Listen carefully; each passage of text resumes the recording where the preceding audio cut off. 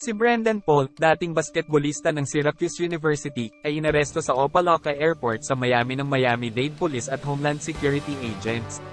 Nahaharap siya sa felony charges ng possession of suspected cocaine at marijuana. Ang pag-aresto ay naganap sa paligid ng parehong oras na ang mga ahente ng federal na Raid Sean Diddy Combs dalawang tahanan sa Los Angeles at Miami bilang bahagi ng isang federal na pagsisiyasat sa sex trafficking.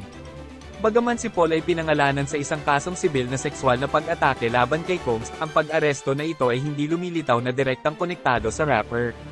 Ang kanyang abogado, Brian Bieber, ay nagsabi na ang lahat ng mga isyu ay tatalakayin sa korte. Sa isang hiwalay na insidente, ang mga ahente ng federal na na-intercepted Combs pribadong jet sa Miami, at ang mga tahanan ng Combs ay sinalakay sa gitna ng mga paratang sa sex trafficking. Combs' abogado, Aaron Dyer, criticized ang mga raids bilang isang walang uliran ambush at nagpahayag ng pag-aalala tungkol sa paggamot ng Combs' mga bata at empleyado sa panahon ng operasyon. Buod si Brendan Paul, di umano'y si Sean Diddy Combs drug mule, ay naaresto sa Miami sa kasong cocaine at marijuana possession.